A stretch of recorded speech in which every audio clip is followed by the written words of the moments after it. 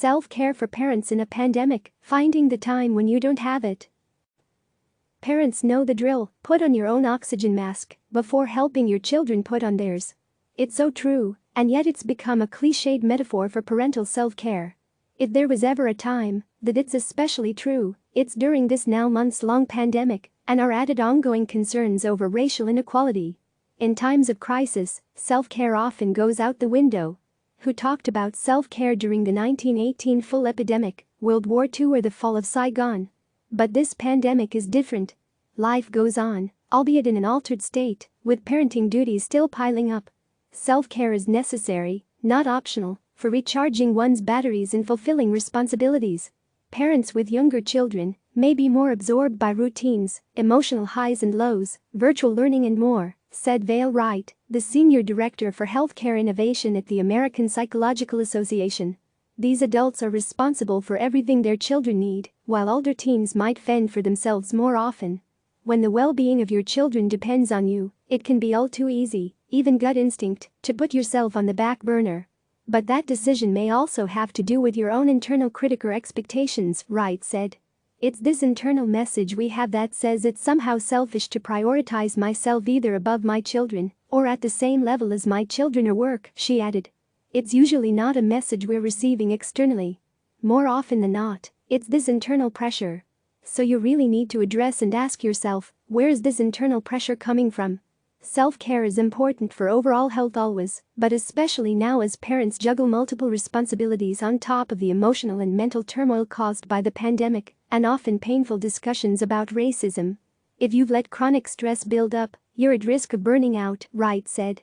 With burnout, you start to lack empathy, she added, which is a crucial skill needed for raising children and helping them navigate the world and feel better. Burnout can also make it hard to tap into empathy, so you become irritable and have a shorter fuse. Things that normally wouldn't upset you bother you, then you're at a much greater risk of snapping or saying something you might regret, all this aside from the physical and emotional consequences of chronic stress. Failing to take care of ourselves actually compromises and hinders our effective caretaking of others, said Robin Smith, a Maryland-based marriage and family therapist. Our nervous systems encounter more wear and tear. We get stressed out more easily, he added. This in turn raises cortisol, leading to poorer sleep, that then restricts mental and physical performance the next day, not to mention impacts your mood. Preventing those things from happening, of course, is the goal, because if you have a heart attack, that's putting you at risk for death, Wright said, but also of not being able to take care of your kids. Unpack the guilt. Choosing to care for yourself starts with unpacking the notion that it's somehow selfish. In order to be an effective parent, to be an effective worker, you have to take care of yourself, Wright said. We, as humans, have a finite amount of resources, like a car, that runs on gas, and you have to fill the tank up, or you're going to run out. People are the same way. Maybe you're concerned that your children will miss out on something if you choose yourself first. To overcome this mindset, reframe how you view the situation, Wright suggested. Know that you can't adequately help others before you help yourself. If your friend came to you with the same problem, would you hold her to the same unrealistic expectations? You'd probably tell her that it's okay to take care of herself, especially since it's critical for maintaining physical and mental health. It's a choice to say to yourself, no, this doesn't make me selfish. No, I don't have to feel guilty about taking care of myself because I know that it's going to make me a better parent, Wright said. Treat your body better. Your current lifestyle is likely chaotic, so don't worry about making big changes all at once. You can make one little change at a time, so you don't become overwhelmed. Caring for your body starts with what Wright called the foundational four, which include eating healthy, sleeping enough, staying active and continuing social connections. Do one at a time. Those four things really require routine of some sort in order to be really effective, she added. And if you can establish a routine, but also these sort of four foundations for yourself, then you're also likely establishing them for your kids too. If you're eating healthy, then your kids are, ideally, eating healthy. If you follow a specific bedtime, your kids have to follow suit. Physical activity, breathing exercises and meditation can all reduce your stress levels.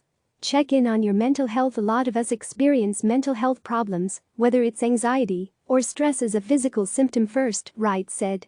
That includes muscle tension, heart racing or teeth grinding. So being in touch with your body is an important first step in managing mental health.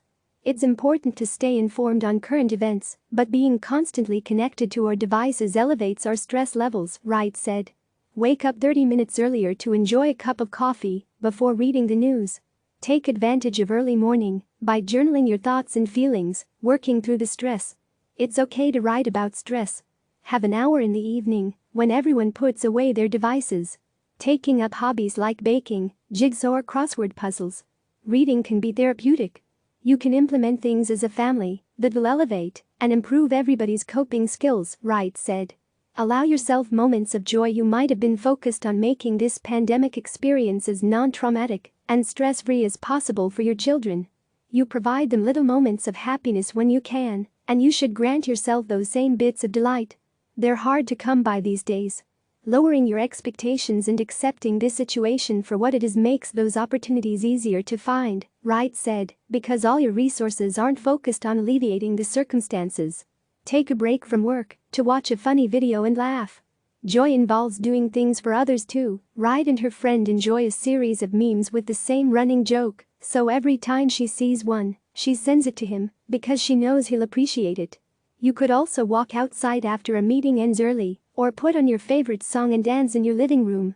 It's about identifying what fills you back up and then making space and priorities for it, Wright said. Maintain your relationships. One of the things that helps people to be healthy overall and maintain resilience is receiving encouragement and security from healthy relationships, according to an article Smith authored on mental health hygiene. We know our social connections in general, whether it's a partner or somebody else, are a huge buffer to stress, Wright said. For partners, that means taking time to sit down and prioritize checking in with one another. Do this without kids around, whether you've put them down for bed or while they're in front of a movie. Be honest with each other about whether your needs are being met, how connected you're feeling, and anything that needs to change. And there are all types of ways you can virtually hang out with your friends, including video chats, virtual happy hours, streaming a movie together, and games. With your partner or your friends, you can ask intentional questions about how everyone is doing. Ask for the help you need. Parents may need to take slightly different approaches to their coping based on what they're really dealing with, Wright said. If women are feeling overwhelmed, it's probably because they feel like they're doing the majority of the work around the house. Wright, a psychologist, often hears from mothers that they wish their partner just knew that they needed help. And the problem is that they don't, she said. So it really becomes important for people to ask for the assistance they need, not wait for it, not just hope that somebody else will figure out what they need. Negotiate with your partner to see how you can achieve some of the alone time you need. Alternate who's in charge of lunch that day or another task. Starting with small changes that can gradually turn into habits can positively affect the work, family, and personal aspects of your life.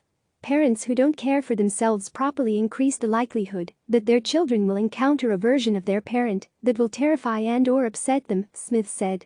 Your children benefit from having more access to the best parts of you. These will be switched on more often and for longer durations when you are properly caring for your needs. Becoming more emotionally healthy and stable can benefit your physical health, making you better able to do what is required of you. We're less likely to be mentally absent from work and more likely to get our assignments or deliverables done on time, Wright said. We're a better partner when we're in an emotionally good spot. And we're a better caregiver in general. Click subscribe to receive the latest news.